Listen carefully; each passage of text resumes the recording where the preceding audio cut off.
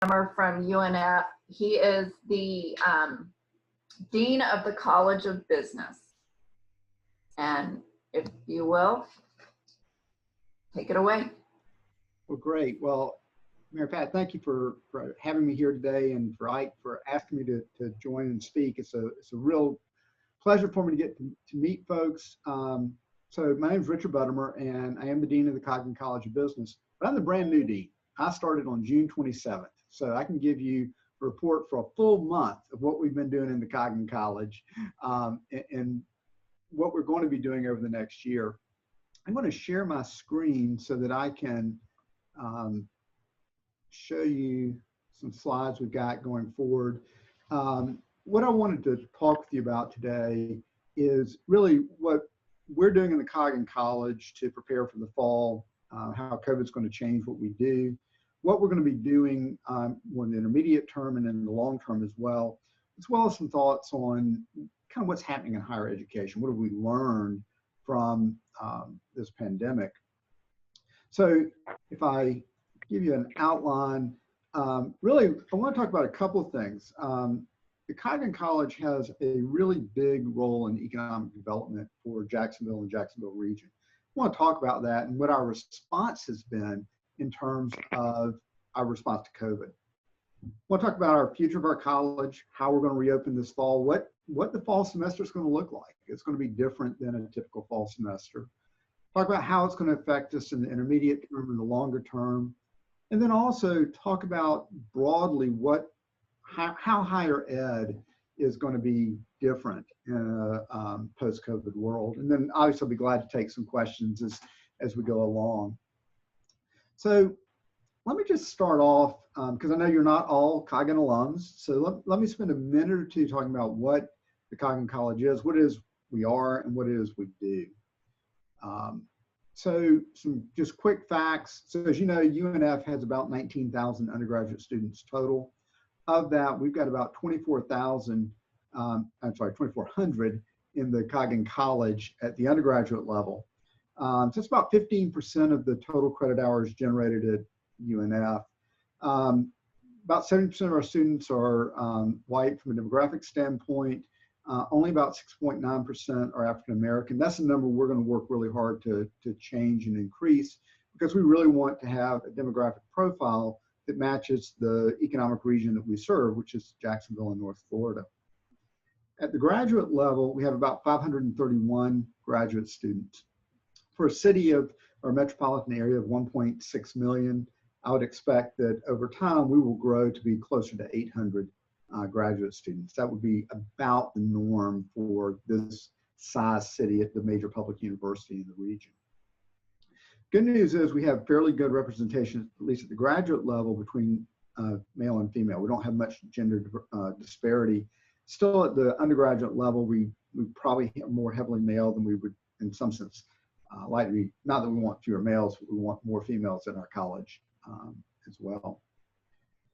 We have 8 undergraduate majors in the college, so kind of the traditional ones of accounting, economics, finance, but we have some special majors that are really important. Financial planning, we have a really big role in that, and it's a major for us. Our transportation and logistics major is very popular and places students as soon, really before they graduate in many cases. We are currently in the process of adding a 9th major, which would be in business intelligence and data analytics, which, given the pandemic, that is just becoming a bigger and bigger field and area of interest. At the graduate level, we currently have 4 graduate degrees. We have an MBA, which is a big program. We've got several hundred students in that. We've got a Master's of Accountancy program, which really serves the accounting industry in this region very well. We've got a relatively new Master's in Logistics and Supply Chain Management that's aimed primarily at the shipping industry that we have here in Jacksonville. And then we have a relatively new program, Masters of Science in Management. And that's a really interesting program because what it's designed for are people that have undergraduate degrees relatively recently in areas outside of business. So we want to take all those students who've gone and gotten really high quality liberal arts degrees or science degrees or arts degrees and say, if you add to that a year's worth of training in business, you now have a portfolio that is incredibly employable. And it really has made a big difference. We have a lot of students going through that program, and they are getting out and getting jobs even during the pandemic as soon as they graduate. It's really amazing. We offer some specialized certificates in business analytics, healthcare informatics, and e-commerce, e-business. I'm really excited that we're in the process of adding a new MS program in business analytics. This is something that's just critical to our area, and we are getting a lot of support from industry to add that. We have traditionally had a strong international commitment here in the Coggin College. One of the things that we recognize is important to the Jacksonville region is our connections abroad. We obviously have this major port facility that does commerce throughout the world. We have international firms that are here. So we've always felt it was important to have a really strong connection with international schools. So our international business flagship program, as it's called by the university, does not just deal with international business in Coggin College, but it's really the central hub for all international activities, international degree programs that UNF engages in, both in the business school and without. We have multiple dual degree programs, really cool thing with international partner universities. So these are programs where undergraduate students come to UNF, they spend 3 years with us, but they spend a year abroad, either in France or Germany or Spain. And then when they graduate, they actually graduate with degrees from both institutions.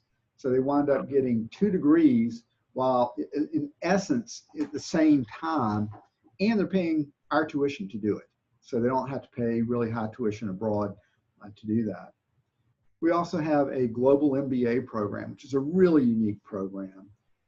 We bring in about 40 students a year between 4 partner universities. These students then spend 1 semester at each of the partner universities. And when they graduate, they get a joint degree between the 4 institutions. So we would have students who would spend a semester here in Jacksonville, they go to Cologne, Germany, they go to Warsaw, Poland, and they go to a fairly small city in central China. And so they get a tremendous exposure to a very different set of ways of conducting business. And it's a tremendously strong program.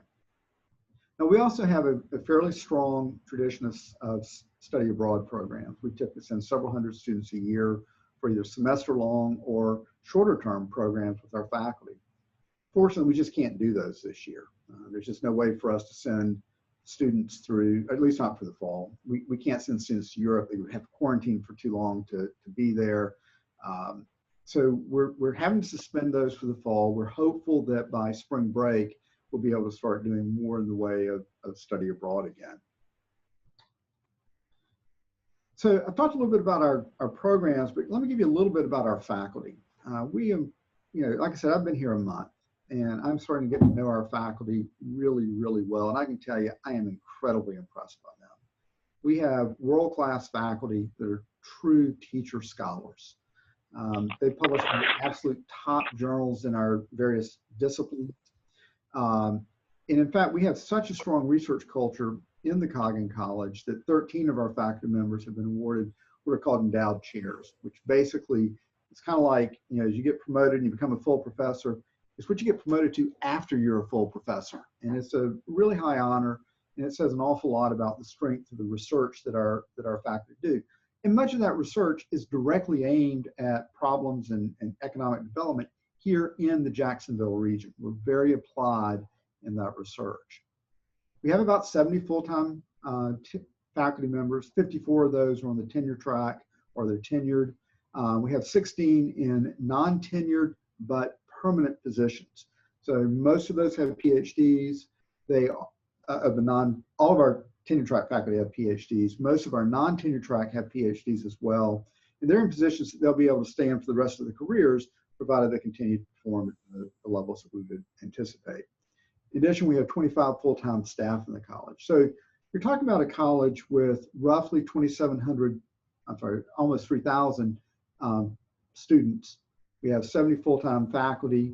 We have a number of adjunct faculty, 25 staff. So we're a fairly large business school, and our focus is really on the Jacksonville area and what we're doing. We've been accredited by the gold standard accreditor since 1977. So there's a special group called AACSB that only accredits business schools, and only about 300 of them in the United States are accredited, and we're one of them. So we're out of about 3,000 colleges of business in the United States. Very proud of that. We're very proud of the fact that the Princeton Review has named us the best business school, or a best business school for the past 13 years. That's a national honor. And it says something about our culture of our students and our faculty that we continually receive that ranking. We're also really pleased that recently financial planning, our financial planning program was ranked number 5 in the country by Wealth Management magazine. So again, it's a very strong, very exciting university to be at. And finally, we have our international business and transportation logistics programs, which UNF has designated as flagship programs, meaning that they're programs of emphasis and distinction, and that we view as being competitive with any program nationally. So that's a little bit about us. And one final thing, 80% of our graduates stay in the Jacksonville MSA. So we are really generating the talent that this region needs to be competitive. And we are by far the largest source of college graduates, business school graduates in the region. So one of our real tasks, one of our real challenges is making sure that we're involved in the economic development of this region. So we're an urban, research-oriented business school. So we're more than just a degree-granting institution. One of our prime missions is to aid in this economic development of Jacksonville and Northeast Florida. To do that, obviously we do that through our programs, but we also do this by engaging in applied research through our applied research centers that do work directly with industry. So for example, our Center for Economic and Geographic Information Center research works with industry to do things like plot out traffic patterns, figure out where to locate stores, figure out where to build new subdivisions. In other words, they can use the geographic information systems to help businesses make informed decisions about where to locate, where to find customers, and what types of business to do in different areas. Our Center for Sustained Business Practices helps firms figure out how to be both profitable and good stewards of the natural resources that we have in this region. We have our Local Economic Indicator Project, which compiles data on the economy in Jacksonville, provides that to both media and businesses. And we're certainly excited to continue that. And finally, we have what we call the Paper Institute, which is an institute that was endowed by the paper industry and focuses primarily on issues that directly relate to paper, land, timber, and so forth in this region. One of the things that we have added in the last year that we're incredibly excited about is the Center for Entrepreneurship and Innovation. This is a new program that is really, it's to begin with, it's physical space in the old Barnett Bank building that, as you probably know, is being renovated in downtown Jacksonville. We have 2 floors in that building. And this is an incubator space for startup firms. So what we do is we try to leverage the research strength of our faculty to help startups begin, sort through their ideas, and then provide our students with an opportunity to intern with them and hopefully get on the ground floor with some of these startup firms. We brought our first cohort of 12 startups in last fall. 7 of those firms have progressed to the point where they've graduated out of the program and are now successful firms out there growing and building the economy. We've decided to go to a little bit faster life cycle in this. So instead of being a 1-year program, it's now going to be a 3-month program. And the idea is we want to bring in 20 to 25 startups a year, get them through this program, help those entrepreneurs figure out how to make their firm successful and develop the ecosystem for entrepreneurship in this region.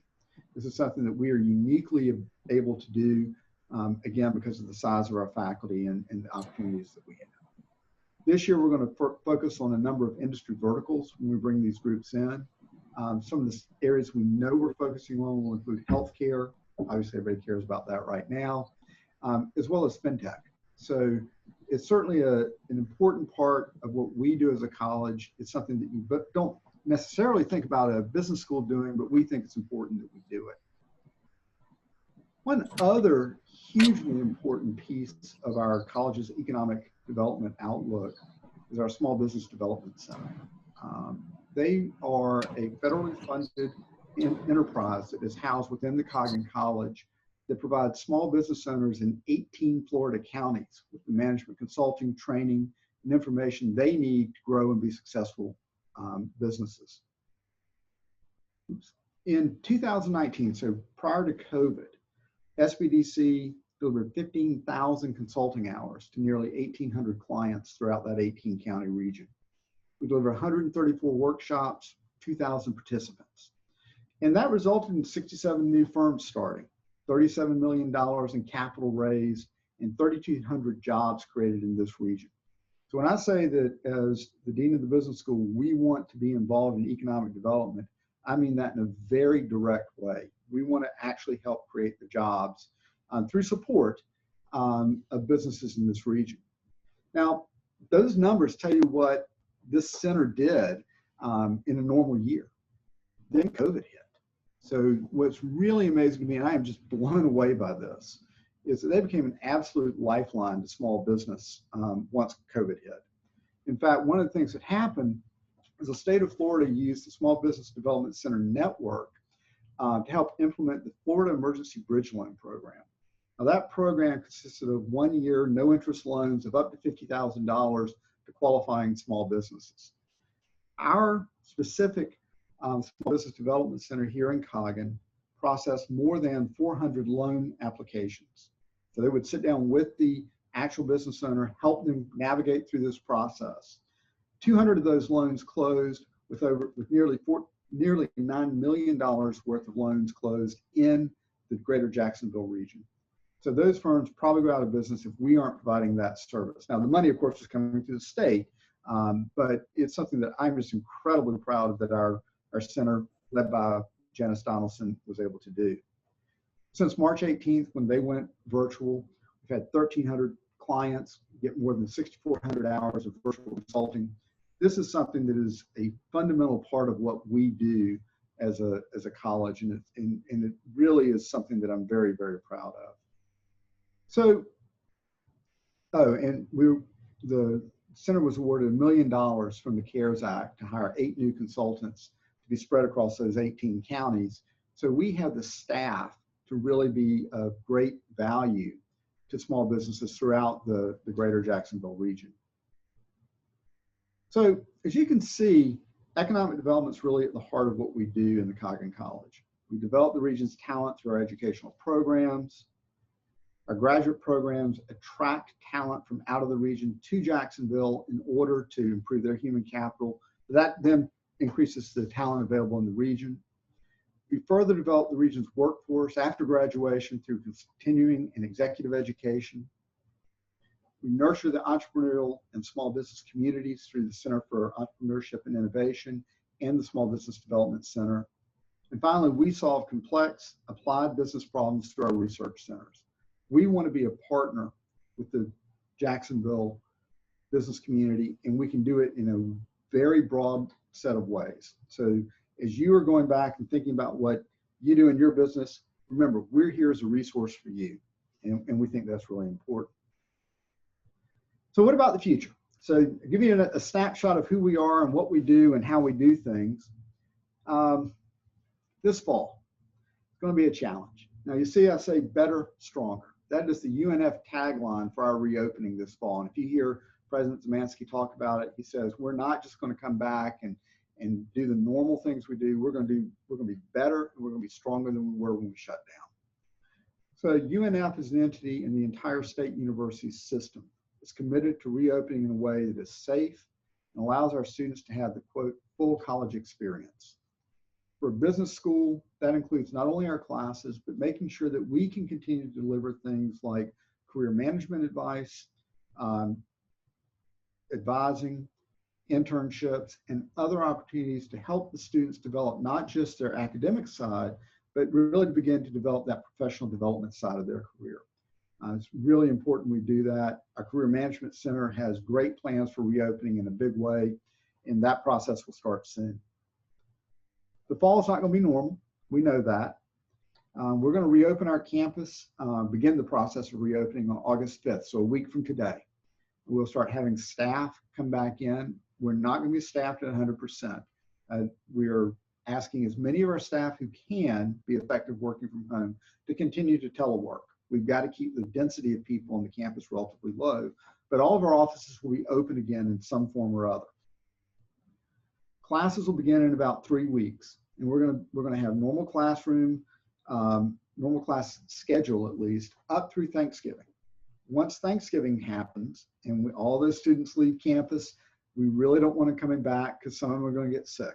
And so what we're going to do is we're going to transition back to remote learning for the last week and a half of classes and final exams. So you could be in a class, it's going to be a face-to-face class.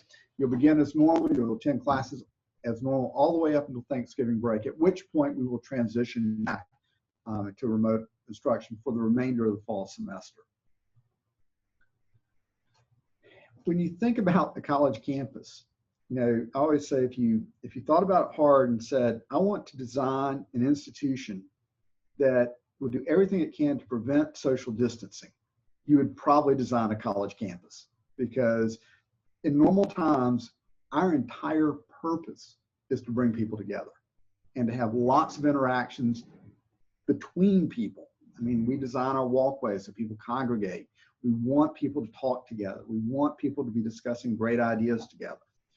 That's great until you have a pandemic where you need social distance. And so we have spent a tremendous amount of time over the last 3 months really thinking about how do you handle a college campus? How do you make it safe during a pandemic? And it's got to be safe. The thing you got to remember, it's got to be safe not just for our students, it has to be safe for our faculty and our staff as well. We can't become an epicenter of coronavirus cases that then spreads into the larger community. So it's a challenge. It is a real challenge to think about how we do this safely. So one of the things that we're going to emphasize tremendously to our students is the notion that safety is a shared responsibility. There is no way we can police everybody's behavior on a campus as large as ours. We know that. So what we have to do is create a culture that everybody is saying, we're going to look out for everybody else. The way we, so mask wearing is absolutely required. We're not going to have the police out citing people for not wearing masks. But what we do want is people calling each other out if they don't have a mask on. We do want people saying, it's your responsibility to make sure that I stay safe and vice versa. One of the things we're going to emphasize in the Coggin College is if you're a business student and you want to go be a business leader, part of the process of being a leader, one of the most important things is you think about other people first. You think about what their needs are. And as in this environment, that means making sure you wear a mask. Now we know students don't want to. We know people in their early 20s and late teens go, I'm not going to get that sick probably, so why should I worry? Well, you need to worry because you don't know about that person who's in your class who has a health disorder, that they're on immunosuppressants, and you have no way of knowing that. You have no way of knowing about the staff member who's walking by you, who is 65 years old and has breathing problems. You don't know about that faculty member you're interacting with who might have a health problem. So it's really emphasizing to the students, you need to take responsibility and you need to think about the entire campus and not just you and your close friends. The university has developed a self-check app that we're asking everybody on the campus to download that will actually help. Every day before you come to campus, you log into it and you talk about your health. It's confidential, but it tells you whether you should be on the campus or not. It will also help us with contact tracing. One of the challenges we face is we had to retrofit the campus to not be, or to be socially distant. So many of our classrooms have had dramatic capacity decreases. So in the Coggin College, in our building on our first floor, we have a large lecture hall. To give you an idea, normally seats 220 to 230 people. You know, we put Econ 101 in there, Management 101, all those freshman and sophomore type classes that have really large enrollments. The university went through and said, we got to make sure that we maintain social distance between every seat, which means you're adding basically 6-foot radius around every seat. That classroom for the fall will have a seating capacity of 42. So you go from a 220, 230 seat classroom to 42, you realize pretty quickly we don't have the capacity to run classes as we normally do. So even though about 40% of our classes in the Coggin College will have some face-to-face component, many of our students will have to, will elect to have schedules that are fully online.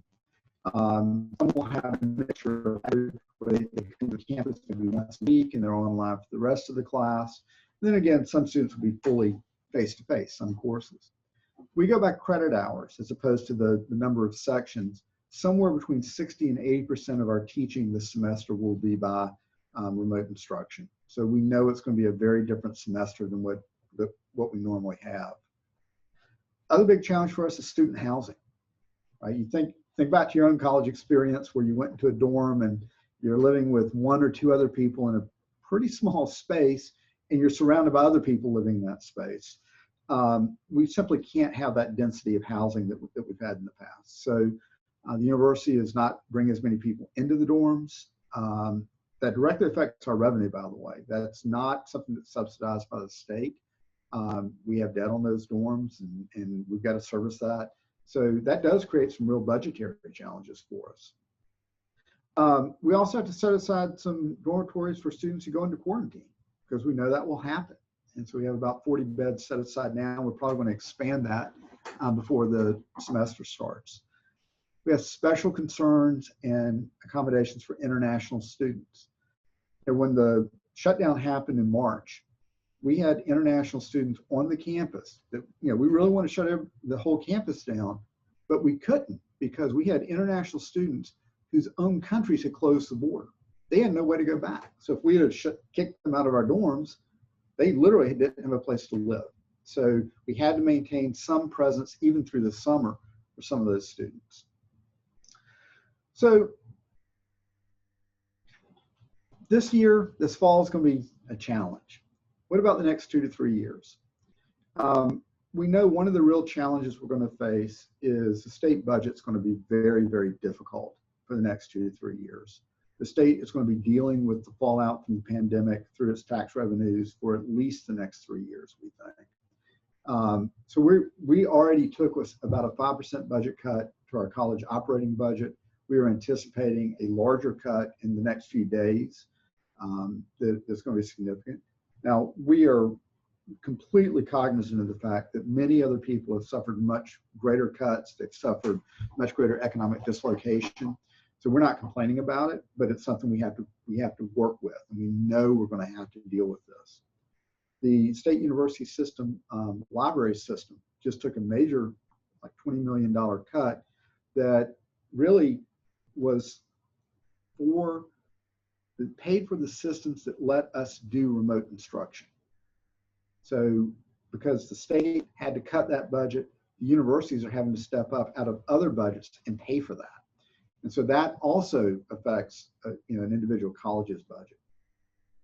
We know our students and their families are struggling. In a normal year, we have students who go through job loss, they have parents that go through job loss, and we have resources to try to help them. This year, those are simply overwhelmed. We know that as we go through the fall semester, there are more and more families that are going to be struggling. That creates pressure on the students that isn't really healthy for them. So not only do you have the financial pressures, for some students that's going to translate into increased mental health challenges. And we have to have resources in place to help them deal with that. And finally, we also have to acknowledge that with all that's going on in the pandemic, there's a lot of social unrest in the country as well. And we're having to deal with the fallout of that. Many of our students feel strongly about social justice and about justice, and they want to see the university be proactive in that area. And we're trying very hard to be. We have a lot of challenges over the next 2 to 3 years, but I'm very optimistic about where things are going. We have new degree programs that have already talked about this starting up. I think we're going to be able to go more heavily into online and hybrid programs than we traditionally have been. And we're going to continue to emphasize economic development through our research centers, our applied research centers, through the Small Business Development Center, and through the Center for Innovation and Entrepreneurship. We will also be adding additional executive development and executive education programs, something that we have not historically been particularly involved in at UNF. But we're going to be doing that over the next several years, and we're going to make a big push into that arena because it's something that we need to have native in Jacksonville to support business here in the community. Dr. Buttimer. Yeah. Excuse me, I'm sorry. Would it be possible for you to stay on the call a little bit longer? Sure, if I'm running late, I'm sorry. That's okay. No, it is absolutely spellbinding what you're having to deal with. And I think everybody on the call agrees that they want to hear you continue. Okay. But yes, I can stay on, absolutely. I'm sorry, okay. There were a lot of questions that I saw popping up during your presentation. So if you can stay on, we would greatly appreciate that. We're glad to do it. Glad to do it. And I'll try to speak faster. But you know, I grew up in Georgia. I've got to draw, and the words just take longer to get out than they normally would. So apologize for that. We listen slowly, so that's okay. Before we conclude the meeting, I did want to mention to everybody, or to remind you that you will see a dues credit on your invoice. That is for the meals, obviously, that we're not sharing this quarter, and we'll reassess that as we go forward as a board, and hopefully we will be together in the very beginning of October as we're accustomed, in an effort to help us engage with each other a little bit more. At the beginning of the meeting next week, you'll come on to the call, and then Patty will send you into a chat table so that you can connect with each other on a more personal level before our main meeting. So don't be surprised if you're popped into outer space. Your club members will be joining you for a brief time to visit. And then the last thing I wanted to remind everybody about is the COVID project. If you have any ideas, please contact Rahul, myself, Patty, and we can work together as a club to complete another project with the support of a district grant. Our speaker next week is Robert Peak. He's the General Manager, Sales and Marketing for the Jacksport. So that'll be really interesting to hear what he'll be, how he'll be managing the new $70 million that was allocated in the City Council budget last night, if that's what I recall hearing.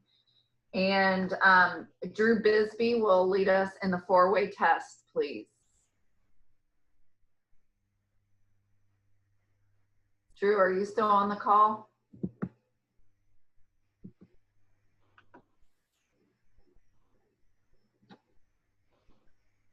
There we are.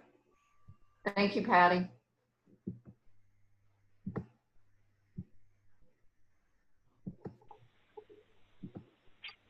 Drew, all right.